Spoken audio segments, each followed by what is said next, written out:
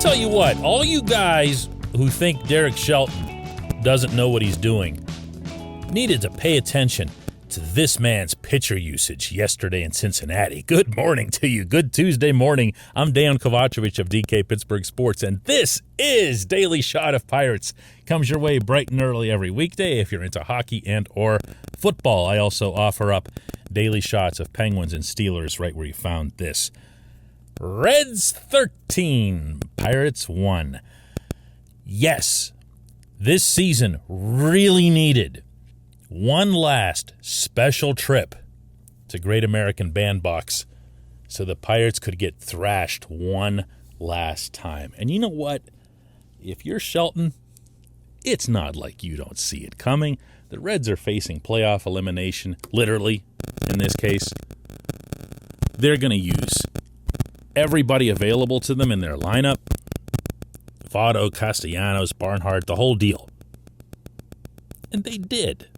And they smashed the ball all over creation off a bunch of pitchers. And you know what all these pitchers had in common?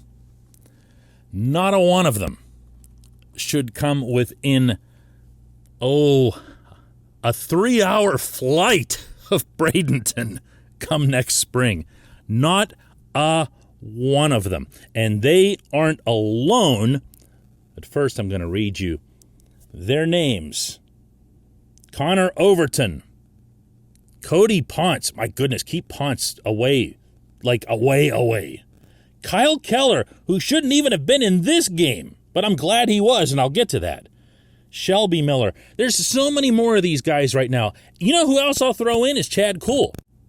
Overton was the latest of the guys that Ben Cherington's brought in that are kind of in that age range to see if there's anything that the Pirates might be able to connect. And I understand why, because pitching really isn't relative to age, it's relative to years of control. If you have a player who's really found himself as a pitcher at age 27 or 28, especially if they're a lefty, and you have 6 years of control, then they can be part of your future. They don't need to be children. They don't need to come up through the system. You can benefit from their poise and everything else. And you don't have to pay them, at least not at free agent rates, for another 5-6 years, whatever it happens to be. So I get that. But Overton goes out there and for the second straight time just gets shellacked. This was 4 runs on 6 hits in a single inning. Here's what Shelton had to say about Overton after the game. Yeah, I think it was the changeup. We'd see the changeup better than it had been, and today it was a little bit flat. And even though he didn't miss in the middle, he missed up with it. And because of that, it didn't make the fastball as effective. I mean, what else is he going to say? These guys are terrible. These guys are terrible. Almost all of them. Right now, I hate to say this, but right now, I could look at that entire staff and excusing guys who are injured like JT Brubaker, who I happen to believe in. I know that's not the most popular view. But I could take David Bednar, Chris Stratton, Miguel Yajure. Oh boy, it's running thin. I guess maybe Steven Brault, if he can get his health issues sorted out since he's missed so much time now. Running dry here. What else? Anybody got any other names? No, because there aren't any. Not at this level. So, yeah, to some extent you do have to bring in these pitchers, regardless of their age, and see what you can get. See who can stick. Stratton's got years of control ahead of him. He's 31, but he's not going anywhere. He can be part of the future here. But my principal hope in this specific scenario is that these pitchers, the overwhelming bulk of these pitchers, don't come back.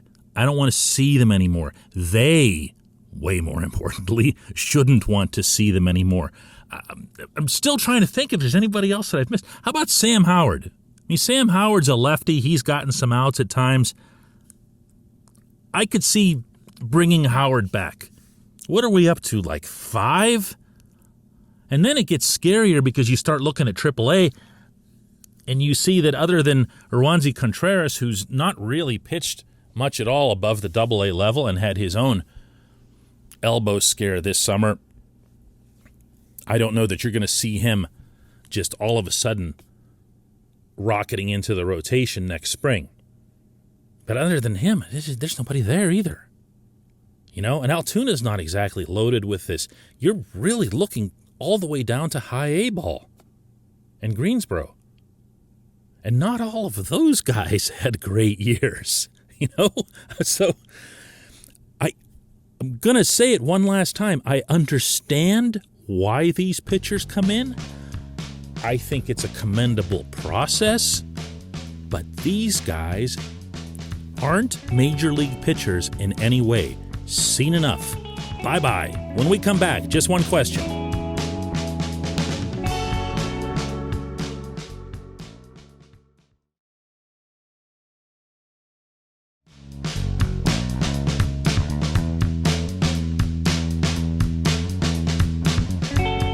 Welcome back. It's time for Just One Question. It's always brought to you on this program by our friends at North Shore Tavern, directly across Federal Street from PNC Park.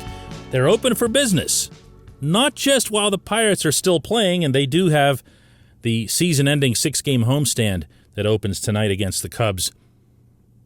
But they're open all year round. This isn't like old Federal Street when the ballpark first opened and the eateries would just open when there's ball games, and then you would see them practically shuttered at all other times. North Shore Tavern and Mike's Beer Bar, the companion venture right next door, are owned by Mike Sukic, and they are enthusiastically, and I might add, successfully operated year-round. Come on down and pay them a visit and make sure you try Steak on a Stone. North Shore Tavern, right across Federal Street from PNC Park. Today's question comes from Nick Camuso, who asks, what would you consider an acceptable off-season olive branch to Pirates fans? I think it's a good major league player via free agency or trade.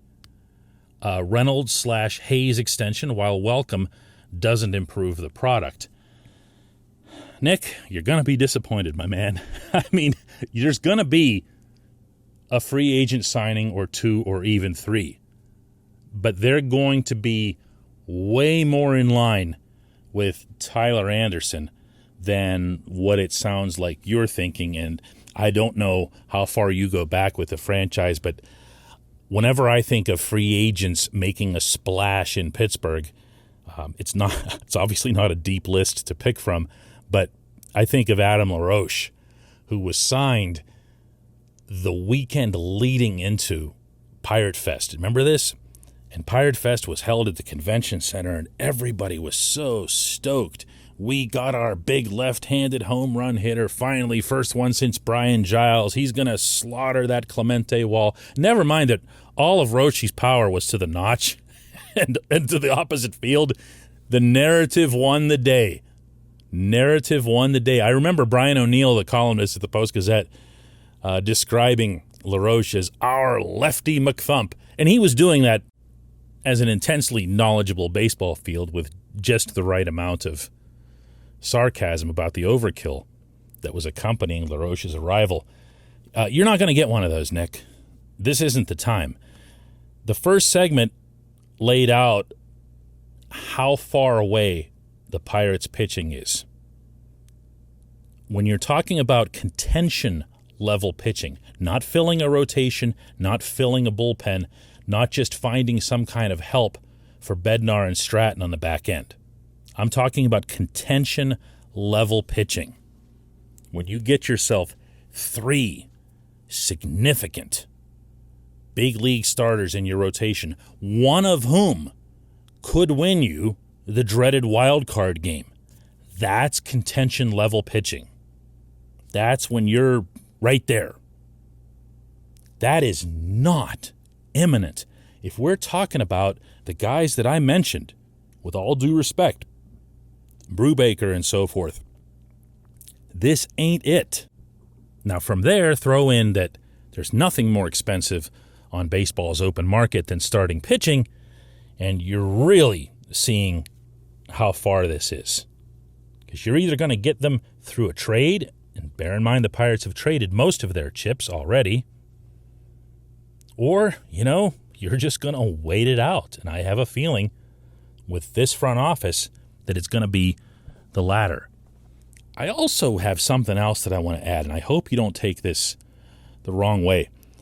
But the idea of throwing a bone to the fans or whatever, how do I say this? It's not something that really should matter to baseball ops. If they feel like they've got a situation with their payroll, with their money, where they can legitimately hold on to it for the day that they need it, and that's what I'm constantly told from the inside, that Cherington will have the money when he wants/needs it. And part of the reason that he'll have that money is that he's not spending it now.